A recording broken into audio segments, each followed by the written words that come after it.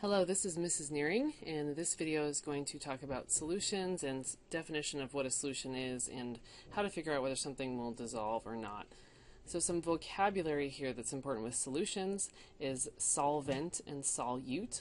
Solvent is the dissolving substance, and we define that as being the majority substance in a mixture, and the most common solvent that we deal with is water. And solute is the substance which is dissolved, and that's the minority substance, so there's less of it. Some examples you might think of are salt or sugar. So if you have salt water being your solution, the salt would be the solute, and the water would be the solvent. And your salt-water mixture would be mainly water, your solvent, with just a little bit of salt in it, the solute.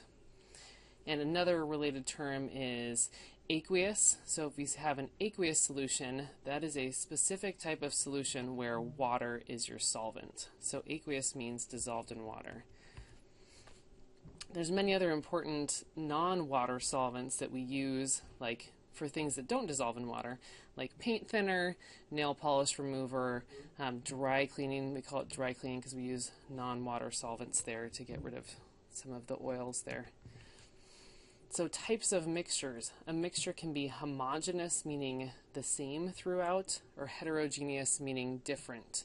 So a homogeneous mixture is uniform, so it looks the same. If you look down here at this purple liquid, we can see that a solution is a homogeneous mixture. That's actually the definition of a solution. It's a homogeneous mixture. So no matter where you look, at the top or at the bottom, it looks the same throughout. It's this even purple liquid.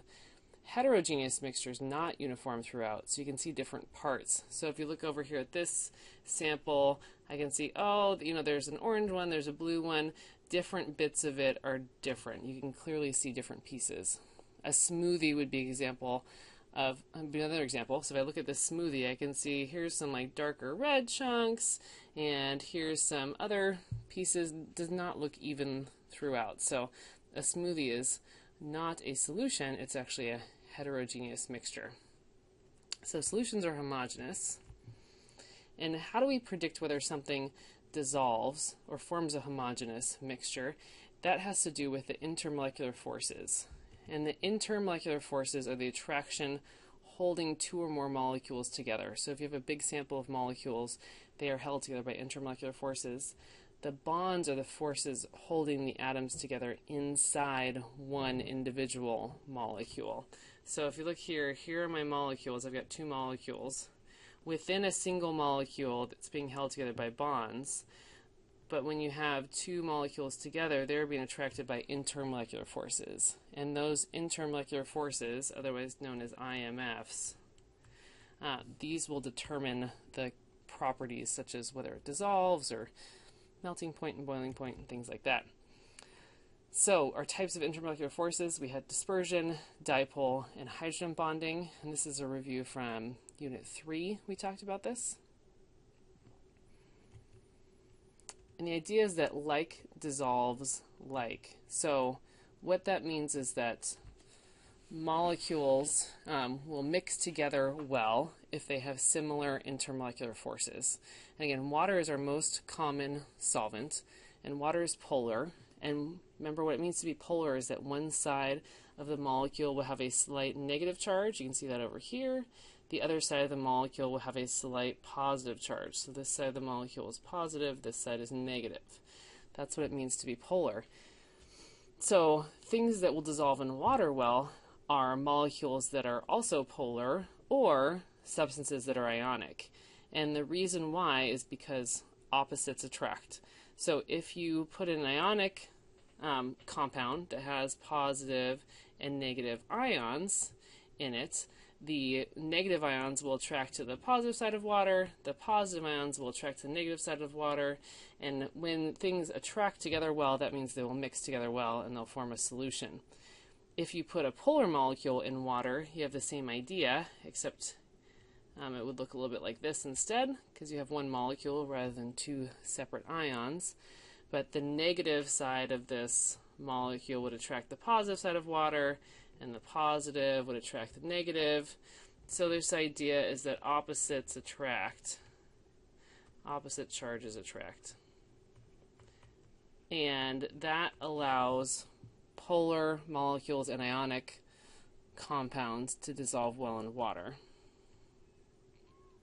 So to summarize some of the things that we saw is that polar dissolves polar. And we did this on the first day of class where we looked at some examples of things dissolving. So like ethanol, for example, was a liquid. We mixed it with water. We saw that it mixed together really well. So polar molecules will dissolve polar molecules. Nonpolar dissolves nonpolar. So an example of that would be hexane and oil. Those are both hydrocarbons. They have lots of C's and H's in them. The other example of this, what we did in class, was styrofoam and acetone. And if you remember seeing that, the styrofoam cup dissolved in acetone because they're both nonpolar. Whoops. And if you mix together something that's nonpolar and something that's polar, they will not mix. So like oil and water is a common example we use. Oil and water don't mix together. So let's look at some examples. Given these mixtures, will they dissolve or not? And also related topic vocabulary-wise is, will it form a heterogeneous or homogeneous mixture? So let's look at number one. It might help to draw out the structures of these things to help you figure out if they're polar or not. So this is NH3. It looks like this. And this looks to be a polar molecule. Polar molecules you will recognize because they will look uneven. Sorry if this is bad handwriting. So one side's going to be pulling electrons harder than the other side. So in this molecule, we seem to have a nitrogen side up here and a hydrogen side down here. So it's uneven. It's going to be polar. Similar thing happening with water. Water looks like this. Again, sorry, that's not the best drawing there. So water is also polar. So since these are both polar, then they will dissolve well and form a homogeneous mixture. So the idea is that like dissolves like. Okay. And then this example over here, this is hexane. And so you have a bunch of carbons with hydrogens all around. And I won't draw out the whole thing, but you can get the idea, and then it looks pretty even all the way around. So if it's totally symmetric, then that means it's going to be nonpolar. Okay, so this one's going to be nonpolar. We already said up here that water is polar. So notice one is nonpolar, one is polar. That means that they will not dissolve. So when you mix them together, you will get a heterogeneous mixture. So this is basically like oil and water example. Okay. Look down here at number 3. Again, I've got a carbon with a bunch of hydrogens around it. So if we draw it out, again, dot, dot, dot, I won't draw out the whole structure, but they basically look like this. It looks pretty symmetric. It looks the same all the way around. If it's the same all the way around, that means the molecule is going to be nonpolar. And this time they're both nonpolar. So if they're both nonpolar, then they will mix together well, because remember, like dissolves like. This is kind of like our styrofoam and the acetone. So it will dissolve, and so it will form a homogeneous mixture. So we have dissolve, not dissolve, dissolve. And then this last example, if we look at drawing this one out, it looks a little bit like this. And then water we already drew once, looks like this. And we will notice that both of these molecules are polar, so they will dissolve, and it will be a homogeneous mixture. Sorry, I'm running out of room there at the bottom. Okay.